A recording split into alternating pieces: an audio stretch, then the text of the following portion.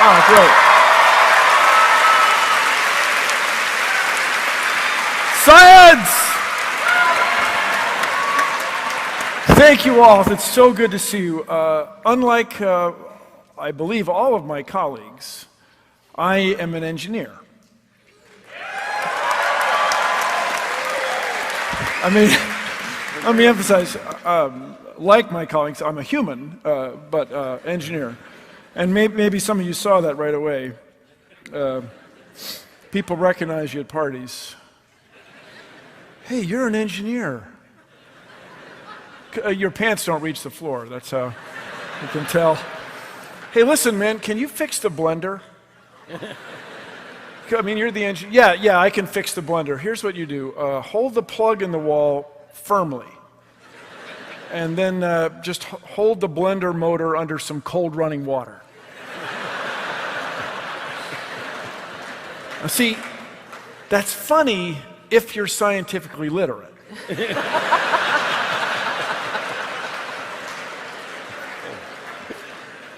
So my older brother, tremendous influence on me, had a wonderful physics teacher, Woodrow Wilson High School, Washington, D.C. And he told my brother this story, who told me this story. Michael Faraday, in 1828, then through 1831, would do the Christmas lectures in London, which is back east someplace. And he did this demonstration where he had a coil of wire on one end of a laboratory bench connected to another coil of wire by two wires, the terminal wires of the coils. So he goes down here with a bar magnet, reasonably powerful magnet, which you could find in those days, and moves it, if I may, in and out of the coil. With respect to the coil. And then, now, here's the thing, I was in college, okay? And I don't want to trouble you, I know there are a lot of grown-ups here and stuff, but that never goes away. It's still funny. The X, Y, X, it's still there. So he moves the magnet at this end of the table, and the compass needle moves at this end. As if by magic. Of course, it wasn't magic, it was science! Yes. So the story was embellished, and it was presented to me that he did this demonstration with such success so often that he presented it to the Queen of England. And the Queen of England is supposed to have said to him, Mr. Faraday, of what use is it? And here's where I just admire the guy, and I admire what we in the United States perceive as the British way of thinking. He did not say, lady! What? Are you, would you look? That's at that end, I'm at this, I'm not touching it. What? Are you high? I mean, come on. I love it. You like it. But that's not what he said. According to the story, he said, Madam, of what use is a newborn babe? Now, I don't know how much time you have spent with newborn babes, but they're not that useful. They're loud, and they leak, and there's a lot of times they don't seem to understand a word you say to them. But with that said, everybody, first of all, I mean, looking with all due respect, it was King George IV at first, and then it was William IV, so there was no queen involved.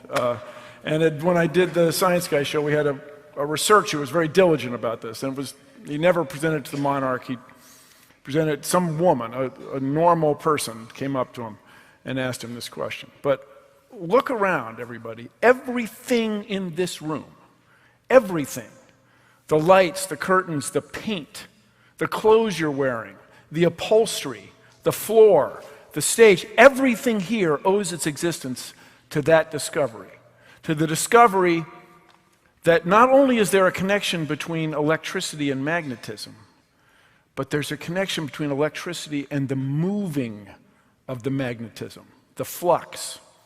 And that discovery, dare I say it, changed the world. But this process of science that this guy spent, I guess, he took tremendous pride in his demonstrations, and he really perfected this to show it to people. This discovery had a deep effect on me. Now, when I was a kid, I delivered the newspaper. I was a paper boy. That was the title. And in the Washington Post on Sundays, there'd be Ripley's Believe It or Not. And it's still there. It's a different paper, but still there.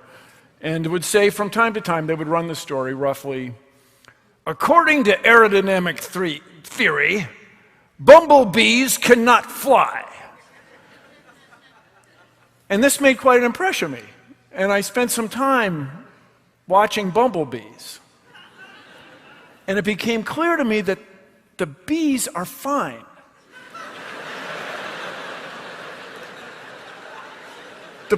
The problem is with the theory.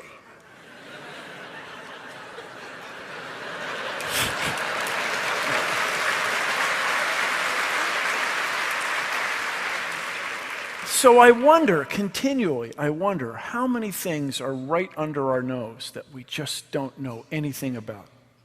I had a Sky Streak airplane, which are still manufactured, and the older boys showed me how to lubricate the rubber motor with dishwashing soap, and I wound that thing up, man.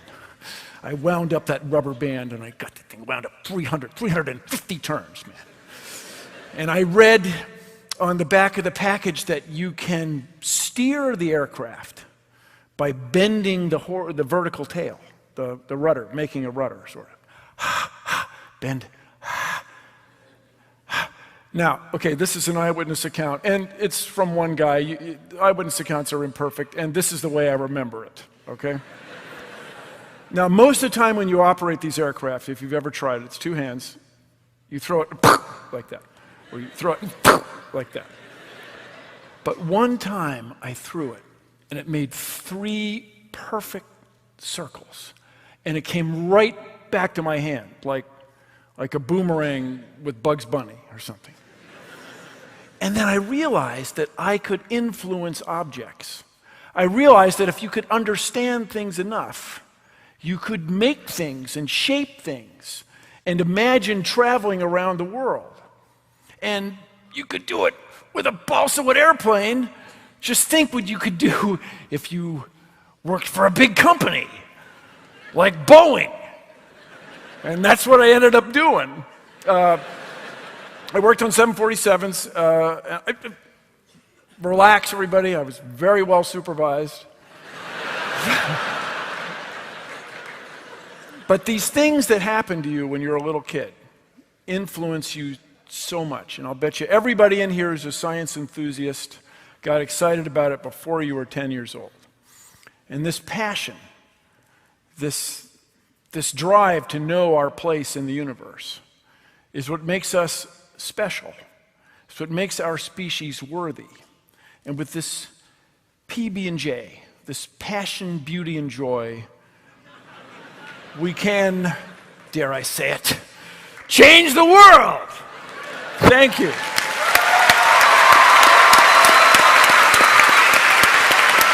Be engineers, you people. Thank you.